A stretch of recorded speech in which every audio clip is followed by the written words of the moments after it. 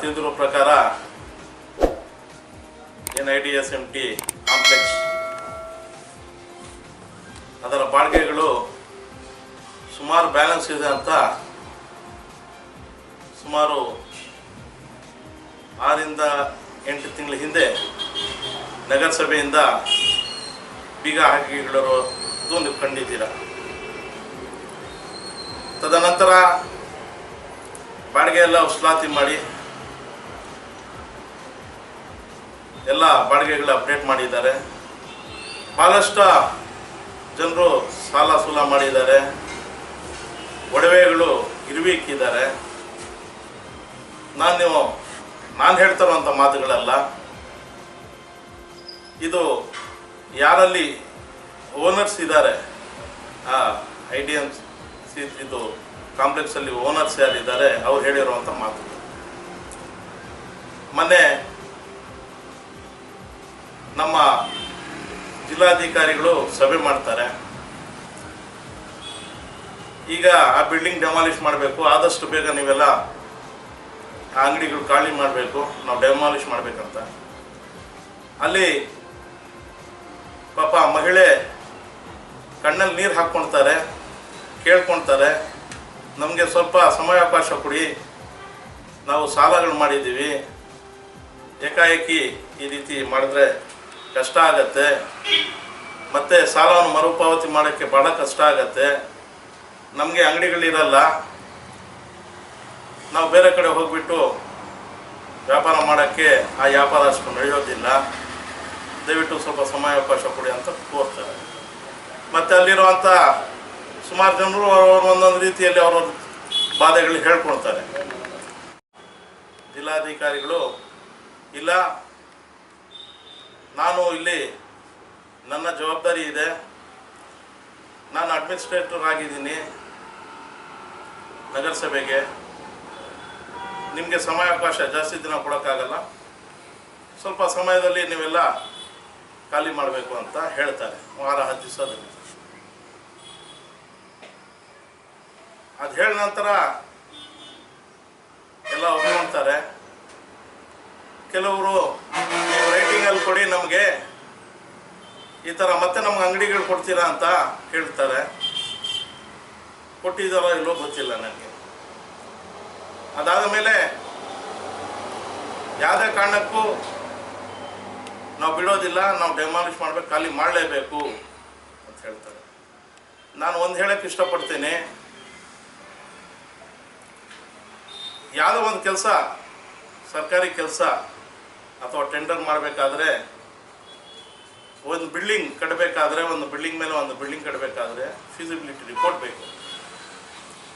ಏನು ಬೇಕು? Feasibility report ಬೇಕು. ಇಲ್ಲಿ ಒಂದು ತಮಾಷೆ ಮಾತೇನೆಂದರೆ, ಇವತ್ತು NIRಗೆ ಫೀಸಿಬಿಲಿಟಿ ರಿಪೋರ್ಟು ಅದು ಗಟ್ಟಿಯಾಗಿಲ್ಲ, ಶಿಥಿಲಗೊಂಡಿದೆ, ಅದು ಡೆಮಾಲಿಷ್ ಮಾಡಬೇಕಂತ ಏನು ಹೇಳ್ತಾ ಇದ್ದಾರೆ ಅಧಿಕಾರಿಗಳು, ಅದು ಮೇಲೆ ನಮ್ಮ ಸಚಿವರು ಫುಟ್ಪಾತ್ ವ್ಯಾಪಾರಸ್ಥಕ್ಕೆ ಬಿಲ್ಡಿಂಗ್ ಕಟ್ತೀನಿ ಅಂತ ಹೇಳಿದ್ರಲ್ಲ, ಅದರ ಮೇಲೆ IDSMT ಮೇಲೆ ಕಟ್ತೀನಿ ಅಂತ ಹೇಳಿದ್ರಲ್ಲ, ಅದಕ್ಕೆ ಕೊಟ್ಟಿರೋವಂಥದ್ದು ಏನು, ಈ ಬಿಲ್ಡಿಂಗ್ ಕಟ್ಟರೆ ಅನುಹಾತಗಳಾಗತ್ತೆ, ಕಟ್ಟಕ್ಕೆ ಯೋಗವಿಲ್ಲ ಅಂತ ಹೇಳ್ತಾ ಇರೋದು. ಫೀಸಿಬಿಲಿಟಿ ರಿಪೋರ್ಟ್ ಕೊಡಬೇಕಾದ್ರೆ ಮೊದಲು ಫೌಂಡೇಶನ್ ನೋಡ್ತಾರೆ, ಮೇಲೆ ಕಟ್ಟರೆ ತಡ್ಕೊಳತ್ತಾ, ಮತ್ತು ಅಲ್ಲಿ ಹಾಕಿರುವಂಥ ಕಾಲಮ್ಸು, ಬೀಮ್ಸು, ಅದು ಆ ವೇಟ್ ತಡತ್ತಾ, ತದನಂತರ ಎಷ್ಟು ವರ್ಷ ಅದು ಈ ಬಿಲ್ಡಿಂಗ್ ಅಂತೂ ನೋಡ್ತಾರೆ. ಆದಮೇಲೆ ಲೋಡ್ ಬೇರಿಂಗ್, ಈ ವೇಟ್ ಹಾಕಿದ್ರೆ, ಈ ತೂಕ ಹಾಕಿದ್ರೆ ಅದು ತಡ್ಕೊಳತ್ತಾ ಅಂತದು, ಇವೆಲ್ಲ ನೋಡಿ ಫೀಸಿಬಿಲಿಟಿ ರಿಪೋರ್ಟ್ ಕೊಡ್ತಾರೆ. ಈ ಏನು ಸುಮಾರು ಸತಿ ನಮ್ಮ ಸಚಿವರು ಹೇಳಿದ್ದಾರೆ, ಮೇಲೆ ನಾನು ಕಟ್ತಾ ಇದ್ದೀನಿ, ಫುಟ್ಪಾತ್ ವ್ಯಾಪಾರಸ್ಥರಿಗೆ ಅನುಕೂಲ ಮಾಡಿಕೊಡ್ತೀನಿ ಅಂತ ಹೇಳಿದ್ರಲ್ಲ, ಅದರ ವಿರುದ್ಧವಾಗಿ ನಾನು ಮಾತಾಡಿದ್ದೆ. ಈ ಬಿಲ್ಡಿಂಗ್ ಮೇಲೆ ಬಿಲ್ಡಿಂಗ್ ಕಟ್ಟರೆ ಇರಲ್ಲ, ಬಿದ್ದೋಗ್ಬಿಡತ್ತೆ, ಆ ಫೀಸಿಬಿಲಿಟಿ ಇಲ್ಲ ಇದರಲ್ಲಿ ಅಂತ ನಾನು ಹೇಳಿದ್ದೆ. ಆದರೆ ನಗು ಬರುತ್ತೆ. ಇವರು ಅಡ್ಮಿನಿಸ್ಟ್ರೇಷನ್ ಅಪ್ರೂವ್ ಕೊಟ್ಬಿಡ್ತಾರೆ. ತದನಂತರ ಟೆಂಡರ್ ಮಾಡಕ್ಕೆ ಹೊರಡ್ತಾರೆ. ರಿಪೋರ್ಟ್ ಇರಲ್ಲ, ಅದು ಅರ್ಹತೆ ಇಲ್ಲ, ಕಟ್ಟಕ್ಕೆ ಬಿದ್ದೋಗ್ಬಿಡತ್ತೆ ಬಿಲ್ಡಿಂಗ್ ಅಂತ ಹೇಳಿದ್ರೆ ಟೆಂಡರ್ ಆಗ್ತಾ ಇರ್ಲಿಲ್ವಲ್ಲ. ಟೆಂಡರ್ ಕೂಡ ಆಗ್ಬಿಡತ್ತೆ ಫೀಸಿಬಿಲಿಟಿ ರಿಪೋರ್ಟ್ ಇಲ್ಲದೆ. ಟೆಂಡರ್ ಆಗಿ ವರ್ಕ್ ಆರ್ಡರ್ ಕೊಟ್ಬಿಡ್ತಾರೆ. ಇದು ಯಾರು ಲೋಪ ಅಂತ ಹೇಳಬೇಕು? ಫೀಸಿಬಿಲಿಟಿ ರಿಪೋರ್ಟ್ ಇಲ್ಲದೆ ವರ್ಕ್ ಆರ್ಡರ್ ಹೇಗೆ ಕೊಡ್ತಾರೆ, ಏನು ಮಾಡ್ತಾರೆ? ನಿಜವಾಗ್ಲೂ ಎಲ್ಲರೂ ಬುದ್ಧಿವಂತರೇ, ಇಲ್ಲಿ ಎಲ್ಲ ವಿದ್ಯಾವಂತರೇ. ಏನು ಮಾಡಬೇಕು? ಫೀಸಿಬಿಲಿಟಿ ರಿಪೋರ್ಟ್ ಇಲ್ಲದೆ ಎಲ್ಲ ಆಗ್ಬಿಡತ್ತೆ ಇಲ್ಲಿ ಪ್ರಾಸೆಸ್ಸು. ಮೊನ್ನೆ ಜಿಲ್ಲಾಧಿಕಾರಿಗಳು ಗೊತ್ತಿದೆಯೋ ಇಲ್ವೋ ಗೊತ್ತಿಲ್ಲ. ಮತ್ತೆ ನಮ್ಮ CMಗೆ ಯಾಮಾರಿಸ್ತಾರೆ ಇವರು. CM ಇಂದ ಓಪನಿಂಗ್ ಸೆರೆಮನಿ ಮಾಡಿಸ್ತಾರೆ. ಏನು ಪೂಜೆಗಳು ಮಾಡಿಬಿಟ್ಟು ಅದರಲ್ಲಿ ಈ ವರ್ಕು ಇದೆ, ಅವ್ರಿಗೂ ಯಾಮಾರಿಸ್ತಾರೆ. ಈಗ ಜ್ಞಾನ ಹಾಗೆ ಬಂದಿರೋದು. ಫೀಸಿಬಿಲಿಟಿ ರಿಪೋರ್ಟ್ ಈ ರೀತಿ ಇದೆ, ನಾವು ಕಟ್ಟಂಗಿಲ್ಲ, ಮೇಲೆ ಮಾಡಂಗಿಲ್ಲ ಅಂತ ಹೇಳೇ ಇಲ್ಲ ಇವತ್ತವರೆಗೂ. ಆ ಫೀಸಿಬಿಲಿಟಿ ರಿಪೋರ್ಟ್ ಕೊಟ್ಟಿರುವಂಥದ್ದು ಮೇಲೆ ಬಿಲ್ಡಿಂಗ್ ಕಟ್ಟರೆ ಕೆಳಗಡೆ ಬಿದ್ದೋಗ್ಬಿಡತ್ತೆ. ಕೆಳಗಡೆ ಇದ್ದಿದ್ದ ಬಿಲ್ಡಿಂಗು ಏನು ಇನ್ನೂ 10-20 ವರ್ಷ ಇರ್ತಾ ಇತ್ತು, ಅದಕ್ಕೇನು ತೊಂದರೆ ಇರಲಿಲ್ಲ. ಬಹುಶಃ ನಾನು ಅಂದ್ಕೊಂಡಿದ್ದೀನಿ ಇವ್ರ ಮೇಲೆ ಕಟ್ಟಕ್ಕೆ ಕೆಳಗಡೆ ಇರುವಂಥದ್ದು ಹೋಯ್ತು ಸಬ್ಜೆಕ್ಟ್. ಅವನು ಯಾವನ ಕಾಂಟ್ರಾಕ್ಟ್ ಬಂದ, ಎಲ್ಲ ಮೇಲೆ ಇದು ಸುಕ್ಕಿ ಎಲ್ಲ ಕಿತ್ತಾಕ್ಬಿಟ್ಟ, ಆವಾಗ ಫೀಸಿಬಿಲಿಟಿ ಇಲ್ಲ, ಕಟ್ಟಂಗಿಲ್ಲ. ಹಾಗೆ ಬಿಟ್ಟಿದ್ರೆ ಈ ಸಮಸ್ಯೆಗಳನ್ನೇ ಇರ್ತಾ ಇರಲಿಲ್ಲ. ಬಹುಶಃ ಇನ್ನು ಒಂದು 10-20 ವರ್ಷ ಇರ್ಬೋದಾಗಿತ್ತೇನೆ, ಎಲ್ಲರೂ ಜೀವನ ಮಾಡ್ಕೊಂಡು ಆರಾಮಾಗಿರ್ಬೋದಾಗಿತ್ತು. ಇವತ್ತು 170 ಜನ ಇದ್ದಾರಂತೆ ಅಲ್ಲಿ ಅಂಗಡಿಗಳು ಇಟ್ಕೊಂಡು. ಪರ್ಯಾಯ ವ್ಯವಸ್ಥೆ ಎಲ್ಲ ನಾವು ಮಾಡ್ಕೊಳ್ಳಿ, ಎಲ್ಲಿ ಹೋಗೋದವರು? ಏಕಾಏಕಿ ನೀವು ಒಟ್ಟೋಗ್ಬಿಡಿ ಮಾಡ್ಕೊಳ್ಳಿ ಎಲ್ಲ ಅಂತ ಹೇಳಿದ್ರೆ, ಸಾಲ ಕೊಟ್ಟಿರುವಂಥವ್ರು ಇರ್ತಾರೆ, ಸಾಲ ತೊಗೊಂಡಿರೋರು ಅಂತ ಇರ್ತಾರೆ, ರಿಕವರಿ ಆಗಬೇಕಲ್ಲ ಅವೆಲ್ಲ.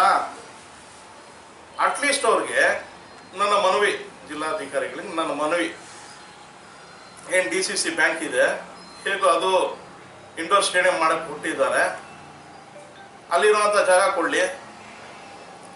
ಹಳೆ ತಾಲೂಕ್ ಪಂಚಾಯತ್ ಆಫೀಸ್ ಇದೆ, ಅದು ಸ್ವಲ್ಪ ಡೆಮಾಲಿಷ್ ಮಾಡಿ ಅಲ್ಲಾದರೂ ಕೊಡಲಿ. ಸೆಂಟರ್ ಆಫ್ ದಿ ಸಿಟಿ ನಡೆಯುತ್ತೆ, ಅಲ್ಲಿ ಜನ ಬರ್ತಾ ಇರ್ತಾರೆ, ಪಬ್ಲಿಕ್ ಫ್ಲೋ ಇದೆ, ಮಾಡ್ಬೋದು ವ್ಯಾಪಾರಗಳು, ಏನೋ ಕಷ್ಟ ಸುಖ ನೋಡ್ಕೋಬೋದು. ನೀವು ಮಾಡ್ತಾ ಇರೋದು ಕೆಟ್ಟ ಕೆಲಸ ಅಂತ ನಾನು ಹೇಳ್ತಾ ಇಲ್ಲ, ಒಳ್ಳೆ ಕೆಲಸನ ಆಗಲಿ, ತೊಂದರೆ ಏನಿಲ್ಲ. ಆದರೆ ಈ ಏನು ಮಾಡಿದ್ದೀರ ಕೆಲಸ ಇವತ್ತವರೆಗೂ ನೀವು ಹೇಳ್ತಾ ಇಲ್ಲ. ಫೀಸಿಬಿಲಿಟಿ ಇಲ್ದಿರುವಂಥದ್ದು ಮೇಲೆ ಕಟ್ಟಕ್ಕೆ ಕೆಳಗಡೆಕ್ಕೆಲ್ಲ ನೀವು ಯಾವಾಗ ಮೇಲೆ ನಾವು ಕಟ್ತೀನಿ ಅಂತ ಹೊರಟ್ರು, ಆವಾಗ ಅದು ಆ ಡ್ಯೂರಬಿಲಿಟಿ ಇಲ್ಲ, ಆ ಸ್ಟ್ರೆಂತ್ ಇಲ್ಲ, ತಡ್ಕೊಳೋಂಥ ಶಕ್ತಿ ಇಲ್ಲ ಈ ಬಿಲ್ಡಿಂಗ್ ಅಂತ ಹೇಳಿದ್ರು ಅವರು. ಫೀಸಿಬಿಲಿಟಿ ಕೊಟ್ಟಿರೋದಂತೂ ಇವತ್ತವರೆಗೂ ಹೇಳಿದ್ದೀರ ಮಾಧ್ಯಮವ್ರಿಗೆ, ಯಾರನ್ನ ಜಿಲ್ಲಾಧಿಕಾರಿ ಆಗಲಿ ನಮ್ಮ ಮಂತ್ರಿಗಳಾಗಲಿ ಈ ಥರ ಬಿಲ್ಡಿಂಗ್ ಕಟ್ಟರೆ ಬಿದ್ದೋಗ್ಬಿಡತ್ತೆ, ಇರಲ್ಲ, ಸ್ಟೆಬಿಲಿಟಿ ಇಲ್ಲ ಅದರಲ್ಲಿ ಅಂತ ಆ ಫೀಸಿಬಿಲಿಟಿ ರಿಪೋರ್ಟ್ ಬಗ್ಗೆ ಹೇಳಿದಾರ? ಕೆಳಗಡೆ ಇದ್ದಿದ್ದು ಬಿಲ್ಡಿಂಗ್ ಚೆನ್ನಾಗಿತ್ತು, ಇನ್ನೂ ಒಂದು 10-20 ವರ್ಷ ಇರ್ತಾ ಇತ್ತು. ಯಾವಾಗ ಇದು ಐಡಿಯಾ ನಿಂತು ಮಾರ್ಕೆಟು ನೀವು ಮಾಡಿದ್ರಲ್ಲ, ಅದೇ ಸಮಯದಲ್ಲಿ PCR ಕಾಂಪ್ಲೆಕ್ಸು ಮಾಡಿದ್ದು. 3 ಫ್ಲೋರ್ಸ್ ಕಟ್ಟಿದ್ದಾರೆ, ಚೆನ್ನಾಗಿ ಗಟ್ಟಿಯಾಗಿದೆ ಅವೆಲ್ಲ. ಇದು ಆವಾಗ ಸುಮಾರು ಸಮಸ್ಯೆಗಳಾಯಿತು, ಅದಕ್ಕೆ ಆ ರೀತಿ ಆಗಿರ್ಬೋದು. ಸ್ಟ್ರೆಂತ್ ಇದೆ ಅಂತ ನಾನು ಹೇಳ್ತಾ ಇಲ್ಲ. ಅದರಲ್ಲಿ ಫೀಸಿಬಿಲಿಟಿ ರಿಪೋರ್ಟ್ ಕೊಟ್ಟಿದ್ದಾರೆ, ಓಕೆ. ಆ ಫೀಸಿಬಿಲಿಟಿ ರಿಪೋರ್ಟ್ ಕೊಟ್ಟಿರೋದು ಯಾವುದಕ್ಕೆ? ಮೇಲೆ ಕಟ್ಟಿದ್ರೆ ಬಿದ್ದೋಗ್ಬಿಡತ್ತೆ, ತಡ್ಕೊಳೋವಂಥ ಶಕ್ತಿ ಇಲ್ಲ, ಡ್ಯೂರಬಿಲಿಟಿ ಇಲ್ಲ, ಸ್ಟೆಬಿಲಿಟಿ ಇಲ್ಲ. ಕೆಳಗಡೆ ಇರೋ ಅಂಗಡಿಗಳು ಕರೆಕ್ಟಾಗಿತ್ತು, ಇನ್ನು 10-20 ವರ್ಷ ಆರಾಮಾಗಿರ್ಬೋದಾಗಿತ್ತು. ಏನೋ ಮಾಡಕ್ಕೆ ಹೋಗಿ ಏನೋ ಆಯಿತು. ಇವತ್ತು ಎಲ್ಲರೂ ಬೀದಿ ಪಾಲು ಹಾಕ್ತಾರೆ. ಅಲ್ಲಿ ಏನಿರೋ ಪರ್ಯಾಯ ವ್ಯವಸ್ಥೆ ಮಾಡ್ಕೊಳ್ಳಿ ಅಂತ ಹೇಳ್ತಾ ಇದ್ದಾರೆ. ಆ ಪರ್ಯಾಯ ವ್ಯವಸ್ಥೆಗೆ ಅಟ್ಲೀಸ್ಟು ಏನು ನಮ್ಮ ತಾಲೂಕ್ ಪಂಚಾಯತ್ ಹಳೇದು ಆಫೀಸ್ ಇದೆ ಕಟ್ಟಡ, ಅಲ್ಲಿ DCC ಬ್ಯಾಂಕ್ ಮುಂದೆ ಹೆಂಗೂ ಖಾಲಿ ಇದೆ ಅವೆಲ್ಲ, ಅಲ್ಲಿ ಕೊಟ್ಟರೆ ಒಳ್ಳೇದಂತ ನನ್ನ ಅಭಿಪ್ರಾಯ. ಏನು ಚಿಂತಾಮಣಿ ಭಾಗದಲ್ಲಿ ಚಿಂತಾಮಣಿ ನಗರದಲ್ಲಿ ಏನು ನಮ್ಮ 13, 14, 15, 16, 17, 18, 19 ವಾರ್ಡ್ಗಳಿದೆ. ವಾರ್ಡ್ ನಂಬರ್ಸು ನಗರಕ್ಕೆ ಸೇರುವಂಥದ್ದು. ತಮಗೆಲ್ಲ ತಿಳಿದಿರೋ ಪ್ರಕಾರ ಏನು ನಮ್ಮ ಜಿಲ್ಲಾಧಿಕಾರಿಗಳಿದ್ದಾರೆ, ಅವ್ರು ಹೇಳಕ್ಕೆ ಇಷ್ಟಪಡ್ತೀನಿ. ನಮಗೆ ನೀರು ಸುಮಾರು 8ರಿಂದ 10 ದಿವಸ ಮೇಲೆ ಆಗ್ತಾ ಇದೆ. ನೀರು ಬಂದು ಸಂಪರ್ಕವಾಗಿ ನೀರು ಕೊಡ್ತಾ ಇಲ್ಲ. ನೀರು ಕೊಡಬೇಕಾಗಿರೋದೆ ಯಾರು ನೀರು ಕೊಡ್ತಾ ಇಲ್ಲ. ಇದ್ದಿದ್ದಂಗೆ ಏನು ವಾಲ್ಮ್ಯಾನ್ಸ್ ಇದ್ದಾರೆ ಎಲ್ಲರೂ ಚೇಂಜ್ ಮಾಡಿಬಿಟ್ಟಿದ್ದಾರೆ. ಅದಾದ ನಂತರ ಏನು ಬತ್ತಳ್ಳಿ ಅಸ್ಕೆರೆ ನೀರು ಬೇರೆ ಕಡೆ ನಗರದ ಭಾಗದ ಬೇರೆ ಕಡೆ ಹೋಗ್ತಾ ಇದೆ, ನಮ್ಮ ಭಾಗಗಳಿಗೆ ಬರ್ತಾ ಇಲ್ಲ. ಯಾಕೆ ಬರ್ತಾ ಇಲ್ಲ, ಯಾಕೆ ಕನೆಕ್ಟ್ ಮಾಡಿಲ್ಲ, ಈಗವರೆಗೂ OSTಗಳಿಗೆ ನಮ್ಗೆ ಯಾಕೆ ಕನೆಕ್ಟ್ ಮಾಡಿಲ್ಲ? ನಾವು ನಗರ ಭಾಗದಲ್ಲಿ ಇಲ್ವಾ? ನಮಗೆ ಅರ್ಹತೆ ಇಲ್ವಾ? ನೀರು ಕೊಡೋಂಥ ಅರ್ಹತೆ ಈ ಜನರಲ್ಲಿ, ಈ ಭಾಗದ ಜನರಿಗೆ ಇಲ್ವಾ? ಅವೆಲ್ಲ ದಯವಿಟ್ಟು ನೀವು ವಿಚಾರಿಸಬೇಕು. ನಮ್ಮ ಮಂತ್ರಿಗಳು ಇದ್ರ ಬಗ್ಗೆ ಗಮನ ಹರಿಸಬೇಕು.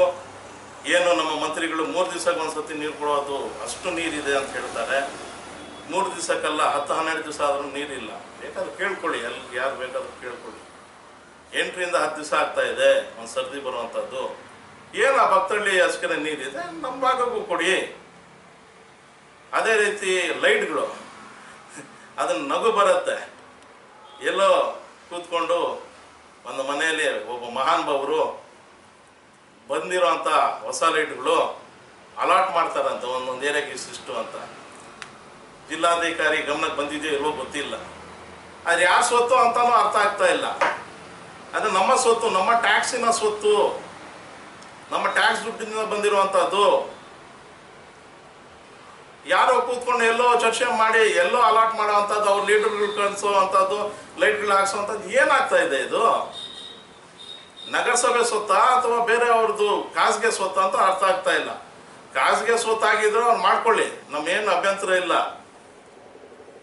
ಸರ್ಕಾರಿ ಸ್ವತ್ತಾಗಿರೋದ್ರಿಂದ ಅದು ನಮ್ಮ ದುಡ್ಡು, ನಮ್ಮ ಟ್ಯಾಕ್ಸಿಂದ ಬಂದಿರುವಂಥ ದುಡ್ಡು. ಚಿಂತಾಮಣಿ ನಗರದಲ್ಲಿ ಎಲ್ಲೂ ಲೈಟ್ ಇಲ್ಲ, ಅಲ್ಲಿ ಲೈಟ್ ಹಾಕಬೇಕಾಗಿರುವಂಥ ಕರ್ತವ್ಯ ನಗರಸಭೆದಾಗಿರುತ್ತದೆ.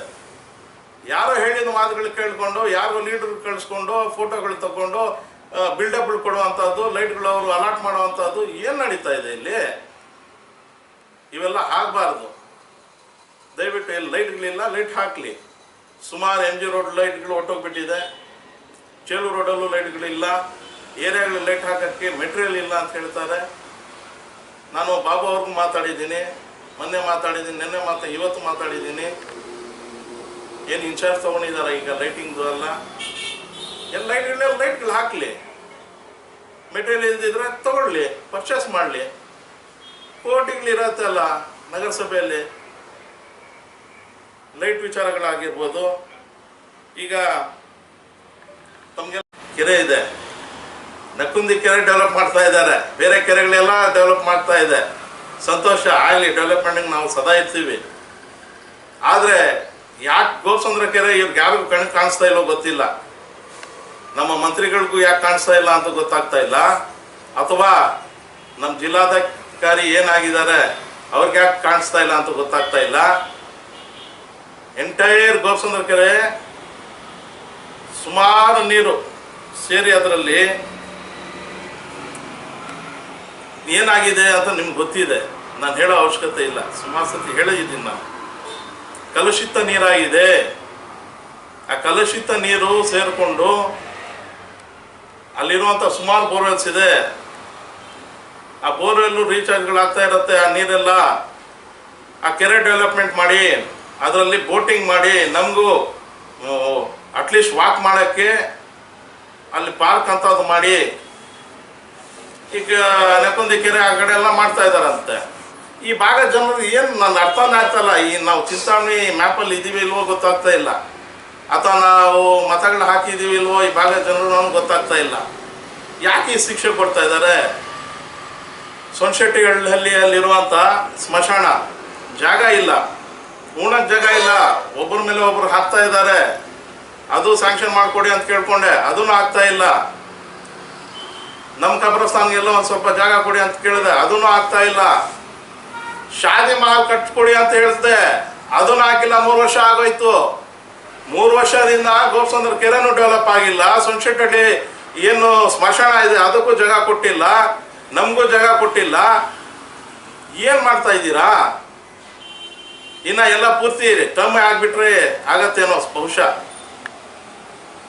ಅಟ್ಲೀಸ್ಟ್ ನಮ್ಮ ಗೋಪ್ಸಂದ್ರ ಕೆರೆ ಆದರೂ ಡೆವಲಪ್ ಮಾಡಿ. ಅದಾದಮೇಲೆ ಏನು ಸ್ಟೇಡಿಯಂ ಇದೆ, ಆ ಸ್ಟೇಡಿಯಮಲ್ಲಿ ಸುಮಾರು ಸಾವಿರಾರು ಜನ ವಾಕ್ ಮಾಡ್ತಾ ಇದ್ರು, ನಗರ ಭಾಗದಲ್ಲಿ ಇದ್ದಿದ್ದು. ಅಲ್ಲೇನು ಮಾಡಿಬಿಟ್ರಿ, ಸಿಂಥೆಟಿಕ್ ಟ್ರ್ಯಾಕ್ ಅಂತೆ. ಸಿಂಥೆಟಿಕ್ ಟ್ರ್ಯಾಕು ಮಾಡಿ ಎಲ್ಲ ಬೇರೆ ಕಡೆ ಮಾಡಿದ್ರು ಚೆನ್ನಾಗಿರ್ತಾ ಇತ್ತು. ಹೋಗ್ಬಿಟ್ಟು ನಗರ ಭಾಗದಲ್ಲಿ ಅಟ್ಲೀಸ್ಟ್ ಸಾವಿರಾರು ಜನ, ಪ್ರತಿಯೊಬ್ಬನಿಗೆ ಬೆಳಗ್ಗೆ ಎದ್ದೇಳ ತಕ್ಷಣ ಟಿಫನ್ ಆಗಿದೆ ಅಂತ ಕೇಳುವಂಥ ದಿನಗಳಲ್ಲ. ಮಾತ್ರೆ ತಿಂದಿದ್ದೀರಾ ಅಂತ ಕೇಳಬೇಕು ಈಗ ಸ್ಟಾರ್ಟಿಂಗಲ್ಲೇ. BP ಶುಗರ್ ತಿಂದಿದ್ದೀರಾ, ಬೇರೆ ಕಾಯಿಲೆಗಳು ತಿಂದಿದ್ದೀರಾ ಅಂಥ ಪರಿಸ್ಥಿತಿಗಳಿರುವಂಥ ದಿನಗಳಿವು. ಅಂಥ ಸಂದರ್ಭದಲ್ಲಿ ಸಿಂಥೆಟಿಕ್ ಟ್ರ್ಯಾಕ್ ಮಾಡಿಬಿಟ್ಟು ಏನು ಸಾವಿರಾರು ಜನ ವಾಕ್ ಮಾಡ್ತಾ ಇದ್ರು, ಇವತ್ತು ಸಾವಿರಾರು ಜನ ವಾಕ್ ಮಾಡೋಕ್ಕೆ ಜಾಗ ಇಲ್ಲ. ಪಾಪ ರಸ್ತೆಗಳಲ್ಲಿ ವಾಕ್ ಮಾಡ್ತಾ ಇದ್ದಾರೆ. ಯಾಕೆ ಬೇಕಾಗಿದ್ದೆ ಇವೆಲ್ಲ? ಮಾಡಿ, ಜನರ ಬಗ್ಗೆನೂ ಸ್ವಲ್ಪ ಆಲೋಚನೆ ಮಾಡಿ. ತಪ್ಪೇನಿದೆ, ನೀವು ಮಾಡ್ತಾ ಇರೋದು ತಪ್ಪಂತ ಹೇಳ್ತಾ ಇಲ್ಲ. ಸಿಂಥೆಟಿಕ್ ಟ್ರ್ಯಾಕ್ ಏನು ಮಾಡಬೇಕಾಗಿದೆ ಎಲ್ಲ ಆಚೆ ಮಾಡಿದ್ರೆ ಭಾಳ ಚೆನ್ನಾಗಿರ್ತಾ ಇತ್ತು. ಏನು ಇವತ್ತು ವಾಕಿಂಗ್ ಮಾಡೋಕ್ಕೆ ಮತ್ತೊಂದು ಇನ್ನೊಂದು ಸ್ಪೋರ್ಟ್ಸ್ಗೆಲ್ಲ ಚೆನ್ನಾಗಿತ್ತಲ್ಲಿ. ಒಳ್ಳೆ ನಿಂಗೆ ಬಿಟ್ಟಿರುವಂಥದ್ದು ನಾವು ಹೇಳ್ಬೋದು ಅಷ್ಟೇ, ಆರ್ಡರ್ ಮಾಡೋಕ್ಕಂತೂ ಆಗಲ್ಲ. ಇಂಥ ಸುಮಾರು ಸಮಸ್ಯೆಗಳಿದೆ. ಅವು ಕೂಡ ಆಗಿದೆ ಹಾಸ್ಪಿಟ್ಲಲ್ಲಿ ಅಂತ ಗೊತ್ತಾಯಿತು. ನೆಗ್ಲಿಜೆನ್ಸಿ. ಇವತ್ತು ಕೆಲವು ಆ್ಯಂಬುಲೆನ್ಸ್ಗಳು ಬೇಕಾದರೆ ನಾವು ಫೋನ್ಗಳು ಮಾಡಿದ್ರೆ ಗಂಟೆಗಳಿಗೆ ಬರಲ್ಲ ಆ್ಯಂಬುಲೆನ್ಸ್ಗಳು. ಡಾಕ್ಟರ್ಸು ನೆಗ್ಲೆಕ್ಟ್ ಮಾಡ್ತಾರೆ. ಯಾಕೆ ಈ ಥರ ನೆಗ್ಲಿಜೆನ್ಸಿ ಆಗ್ತಾಯಿದೆ ಅಂತೂ ಗೊತ್ತಾಗ್ತಾ ಇಲ್ಲ. ಹಾಸ್ಪಿಟಲ್ ದೊಡ್ಡದಾಗಿದೆ, ಆದರೆ ಅಲ್ಲಿ ಬೇಕಾಗಿರೋಂಥ ಸ್ಟಾಫ್ ಇಲ್ಲ, ಡಾಕ್ಟರ್ಸ್ ಇಲ್ಲ. ಇವೆಲ್ಲ ಭರ್ತಿ ಮಾಡೋವಂಥದ್ದು ಯಾರ್ದು ಕರ್ತವ್ಯ? ನಮ್ಮ ಮಿನಿಸ್ಟ್ರ್ ಕರ್ತವ್ಯ. ಮಾಡಬೇಕು. ಈಗ ಎಲ್ಲೂ ಇಲ್ಲದೆ ಇರುವಂಥ ನಮ್ಮ ತಾಲೂಕು ಅಷ್ಟು ಡೆವಲಪ್ ಆಗ್ತಾ ಇದೆ, ಮಾದರಿ ಆಗ್ತಾ ಇದೆ. ಮಾದರಿ ಆಗುವಾಗ ಎಲ್ಲ ಕಂಪ್ಲೀಟು ಡೆವಲಪ್ ಮಾಡಬೇಕು. ಈಗ ನಮ್ಮ ಮುನ್ಸಿಪಾಲ್ಟಿನವರು ಅಷ್ಟೇ, ಇಂಜಿನಿಯರ್ಸ್ ಇಲ್ಲ, ಸುಮಾರು ಇಂಜಿನಿಯರ್ಸ್ ಅವಶ್ಯಕತೆ ಇದೆ. ಇವೆಲ್ಲ ಭರ್ತಿ ಮಾಡಬೇಕಾಗಿದೆ. 3 ವರ್ಷ ಕಳೆದೋಗ್ಬಿಟ್ಟಿದೆ, ಇನ್ನೂ ಆಗ್ತಾ ಇಲ್ಲ. ಮಣ್ಣದ ಆ ಮಣ್ಣು ಅದೇ ನಮ್ಮ ಕಮಿಷನರು ಅವರು ಖಾಸಗಿ ಜಾಗದಲ್ಲಿ ಮಣ್ಣು ಓಡಿಸ್ಕೊಂಡಿದ್ದಾರಂತೆ. ಏನಲ್ಲಿ ಸ್ಟೇಡಿಯಂ ಆಗ್ತಾ ಇದೆ, ಆ ಸ್ಟೇಡಿಯಂ ಮಣ್ಣು ಅವ್ರ ಜಾಗಕ್ಕೆ ಹಾಕ್ಕೊಂಡಿದ್ದಾರೆ ಟಿಪ್ಪರ್ಸ್ ಮೂಲಕ ಅಂತ ಹೇಳಿದ್ದಾರೆ. ನಮ್ಮ ಕಮಿಷನರ್ ಗೊತ್ತಲ್ಲ, ಅವರು ಆರ್ಡಿನರಿ ಪರ್ಸನ್ ಅಲ್ಲ, ಎಕ್ಸ್ಟ್ರಾರ್ಡಿನರಿ ಪರ್ಸನ್ನು. ಅವ್ರ ಬಗ್ಗೆ ನಾವೇನು ಹೇಳೋಕ್ಕೂ ಆಗಲ್ಲ. ಕ್ರಮ ಜರುಗಿಸ್ಬೇಕಾಗಿರೋದು ಬಿಟ್ಟಿರೋದು ಅವ್ರಿಗೆ DC ಆಗಲಿ, ತಹಶೀಲ್ದಾರ್ ಆಗಲಿ, ಅಥವಾ ನಮ್ಮ ಮಿನಿಸ್ಟರ್ ಆಗಲಿ. ಅವರೇ ಕಣ್ಮುಚ್ಕೊಂಡಿದ್ರೆ ನಾವೇನು ಮಾಡೋಕ್ಕಾಗತ್ತೆ? ಈಗ ಚೇಲ್ ರೋಡಲ್ಲಿ ಯಾವುದೋ ಒಂದು ಹೇಳಿದ್ರು ಮಣ್ಣು ಏನು 6000 ಲೋಡ್ಗಳು ಕೆರೆ ಎಲ್ಲ ಎದ್ಬಿಟ್ಟಿದ್ದಾರೆ, ಹಾಕ್ಕೊಂಡಿದ್ದಾರೆ ಅಂತ. ಆ ವಿಚಾರ ಏನು ಮಾತಾಡೋರು? ಯಾರು ನೋಡಿದ್ದಾರೆ? ಎಲ್ಲ ಗೊತ್ತಿದೆ, ಮಿನಿಸ್ಟ್ರಿಗೂ ಗೊತ್ತಿದೆ, ತಹಶೀಲ್ದಾರ್ಗೂ ಗೊತ್ತಿದೆ, DC ಅವ್ರಿಗೂ ಗೊತ್ತಿದೆ. ಕ್ರಮ ಯಾರು ಜರುಗಿಸೋದು? ಅವರೇ ತಾನೇ. ಈಗ ಅವರೇ ಸುಮ್ಮನೆ ಇದ್ದರೆ ಅದು ಒಬ್ಬರಿಗೆ ಒಂದೊಂದು ನ್ಯಾಯ, ಸಾಮಾನ್ಯ ಜನರಿಗೆ ಒಂದು ನ್ಯಾಯ, ಬಲಿಷ್ಠರಿಗೆ ಒಂದು ನ್ಯಾಯ. ಎಲ್ಲ ಗಮನಿಸ್ತಾ ಇದ್ದಾರೆ ಜನರು, ನಾವು ಹೇಳೋ ಅಂಥ ಅವಶ್ಯಕತೆ ಇಲ್ಲ. ಎಲ್ಲ ಜನರು ಗಮನಿಸ್ತಾ ಇದ್ದಾರೆ. ಅವ್ರ ಆ್ಯಕ್ಷನ್ ಭಾಳ ಜೋರಾಗಿರ್ತದೆ. ಇವ್ರು ಆ್ಯಕ್ಷನ್ ತೊಗೊಳ್ತಾರೋ ಬಿಡ್ತಾರೋ ಅದು ಸೆಕೆಂಡ್ರಿ.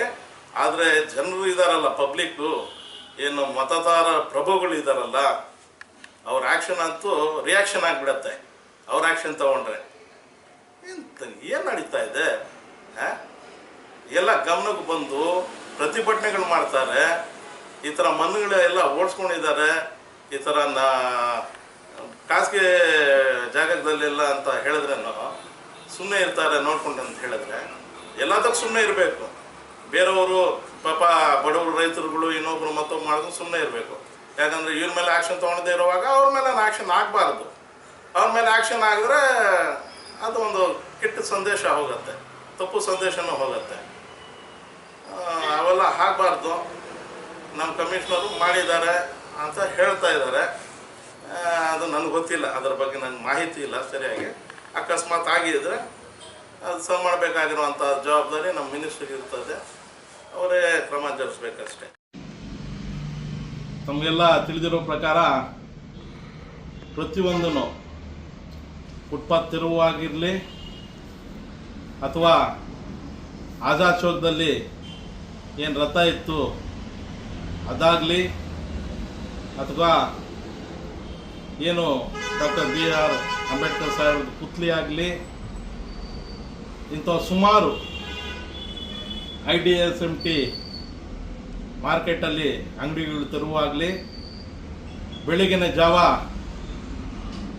4-5 ಗಂಟೆಗೆ ಅಥವಾ ರಾತ್ರಿ ಏನೋ ಬೆಳಗಿನ ಜಾವ 4-5 ಗಂಟೆಗೆ ಅಥವಾ ರಾತ್ರಿ ಇದ್ದಿದ್ದಂಗೆ ಡೆಮಾಲಿಷ್ ಮಾಡಿರುವಂಥದ್ದು ಎಲ್ಲರೂ ಕಂಡಿದ್ದೀರ. ಅತಿ ಶೀಘ್ರದಲ್ಲೇ ಬೆಳಗಿನ ಜಾವ ಅಥವಾ ರಾತ್ರಿ MG ರೋಡು ಡೆಮಾಲಿಷ್ ಆಗ್ಬೋದು. ಮತ್ತು ಏನು ರೈಲ್ವೆ ಸ್ಟೇಷನ್ ಐತೆ, ಮೊನ್ನೆ ಎಲ್ಲ ಮಾರ್ಗಗಳ ಹಾಕ್ಬಿಟ್ಟು ಹೋಗಿದ್ದಾರೆ, ಅದು ಬೆಳಗಿನ ಜಾವ ಅಥವಾ ರಾತ್ರಿ ಆಗ್ಬೋದು. ಈ ರೀತಿ ತಮಗೆಲ್ಲ ತಿಳಿದಿದೆ. ಮುಜರೆ ಏನು ಆಸ್ತಿಗಳಿದೆ ಕೆಲವು, ಇಂಥದ್ದೇ ಅಂತ ನಾನು ಹೇಳಕ್ಕೆ ಹೋಗೋದಿಲ್ಲ. ಅದೂ ಕೂಡ ಡಬಲ್ ರೋಡ್ ಆಗ್ಬೋದು, MG ರೋಡ್ ಆಗ್ಬೋದು, ಅಥವಾ ಚೌಕದಲ್ಲಾಗಿರ್ಬೋದು. ರಾತ್ರಿ ಅಥವಾ ಬೆಳಗಿನ ಜಾವ ಅದನ್ನು ಡೆಮಾಲಿಷ್ ಆಗುವಂಥ ಸಾಧ್ಯತೆಗಳಿದೆ.